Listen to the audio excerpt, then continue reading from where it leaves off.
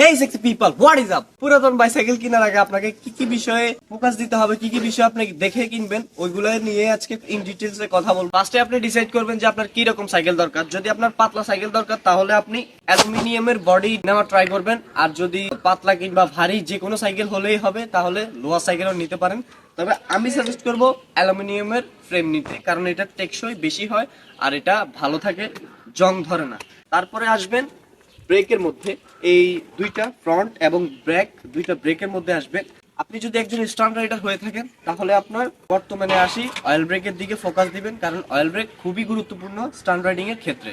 আর যদি বলেন যে না আমি নর্মালি রাইড করব, একটু স্টান্ট শুরু করতে যাচ্ছি, বাজেট লিমিটেড, তাহলে এরকম ডিস্ক ব্রেক নিতে পারেন, কোনো সমস্যা নেই। তারপরে আসি সাসপেনশনের ক্ষেত্রে কয়েক ধরনেরই আছে, যেমন বেসিক রয়েছে, যেমন ধরেন সাইকেলের সাথে যেসব সাসপেনশন আছে, কোম্পানির নিজস্ব যেসব সাসপেনশন আছে, যেমন আমার হাতে যে সাইকেলটা আছে ফরএভার, তারপর আছে দুরন্ত, তারপর আছে আপনার ফনিক্স যেটা আমি চালাই আর কি। তো এইসব নিজস্ব কোম্পানির যে সকল সাসপেনশন আসে ওইগুলা নর্মাল হয়। হাই লেভেলের যেসব স্টান্ট আছে কি ওইগুলা করার জন্য এইসব সাসপেনশন না, বিগিনারদের জন্য এটা। আপনি যদি আরো ভালো একটু চান তাহলে আপনি এক্সিএম এর দিকে শিফট করতে পারেন। তারপরে আসি গিয়ারের দিকে। গিয়ারের এখানে যে কাঁটাগুলা দেখতেছেন এগুলা ভালোভাবে দেখে নিবেন যে এগুলার মাথা চোক্কা কিনা, মানে কাঁটাগুলার মাথা চোক্কা কিনা, চিক এরকম থাকতে হবে।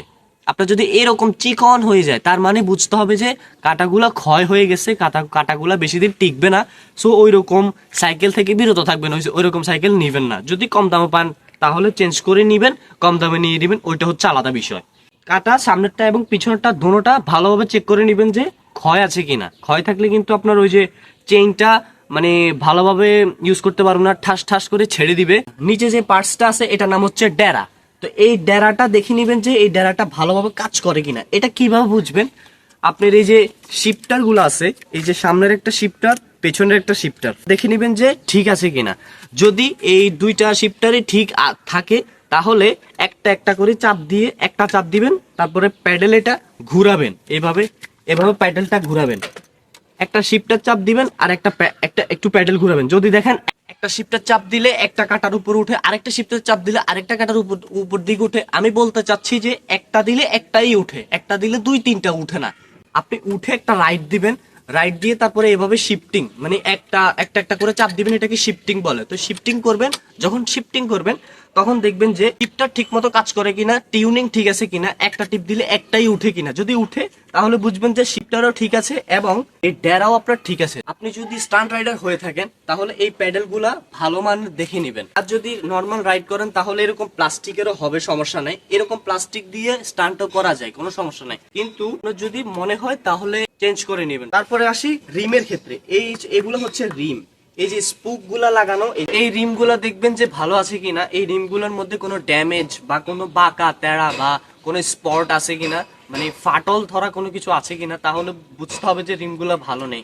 স্ক্র্যাচ থাকলেও সেটা অন্য বিষয়, কিন্তু ফাটল টাটল আছে কিনা সেটা দেখে নেবেন। যদি রাইড করেন তাহলে এইসব রিমও নিতে পারেন, কোনো সমস্যা নেই। আপনি যদি স্টান্ট রাইডার হয়ে থাকেন তাহলে এরকম রিম নিতে পারেন, যদি বেসিক বিগিনার হয়ে থাকেন। আর যদি অ্যাডভান্স হয়ে থাকেন তাহলে এইসব রিম নেওয়ার দরকার নেই, আপনি আরো ভালো সাইকেল নেবেন। এটা হচ্ছে আপনার নর্মাল রাইডিং করার জন্য, বেসিক স্টান্ট করার জন্য, বিগিনারদের জন্য, ঠিক আছে। আর এসব রিম হচ্ছে নিজস্ব কোম্পানির। এই যে আমার হাতে যে ফরএভারের সাইকেলটা আছে, এই ফরএভারের নিজস্ব কোম্পানির দুইটা রিম লাগানো এখানে আছে, আপনারা দেখতে পাচ্ছেন। আর এই সাসপেনশনের কথা তো বললামই, এটাও ওনাদের এই কোম্পানির নিজস্ব সাসপেনশন। আরেকটা কথা হচ্ছে এই হ্যান্ডেলবার। এই হ্যান্ডেলবার দেখবেন যে এই হ্যান্ডেলবার কতটুকু বড়। এটা হচ্ছে একবারে সাইকেলের সাথেরটা, যেটা মোটামুটি ঠিক আছে রাইডিং করার জন্য, কিন্তু যখন আপনি স্টান্ট করতে যাবেন তখন এটা চেঞ্জ করে নিতে পারেন। এটা চেঞ্জ করলে হবে কি, তখন আপনি স্টান্টের পারফরমেন্স আরো ভালো আউটকাম আসবে। আরেকটা গুরুত্বপূর্ণ বিষয় হচ্ছে যে সাইকেলে অ্যাডজাস্টমেন্ট করার জন্য যতগুলো নাট এখানে লাগানো হয়েছে সবগুলো দেখে নেবেন একবারে পুঙ্খানো, কিছু নড়ে কিনা বা নাটের কোনো সমস্যা আছে কিনা সবগুলো দেখে নেবেন। যেমন এই নাটগুলো ঠিক আছে কিনা এগুলো দেখে নিবেন। তারপরে এটা থাকলে এটা কাজ করে কিনা, এই যে লক আনলক, আপনি যে কোনো সময় চাকা এভাবে টান দিলে এই চাকাটা খুলে যাবে, কিন্তু এটার খোলার জন্য আপনাকে একটা টুলস লাগবে। কিন্তু এটা টুলস ছাড়া এটা আপনি খুলতেও পারবেন, লাগাতেও পারবেন, এটা আপনি টিউনিংও করতে পারবেন। আপনার যদি লক লাগে আপনি লক নেবেন, আপনার যদি নাট লাগে আপনি নাট নেবেন। আর সবচেয়ে গুরুত্বপূর্ণর মধ্যে আরো একটা, সাইকেলের যতগুলা জোড়া আছে, এই যে সাইকেলের এখানে ঝালাই করা হয়েছে, তারপরে এইখানে ঝালাই করা হয়েছে, এইখানে ঝালাই দিছে, এইখানে ঝালাই দিছে, এই ঝালাইগুলোর মধ্যে আপনি দেখবেন যে কোনো ফাটল আছে কিনা, একবারে ভালোভাবে পুঙ্খানুপুঙ্খানু দেখার চেষ্টা করবেন। কারণ একটা যদি ফাটল থাকে আর আপনি যদি না দেখেন আর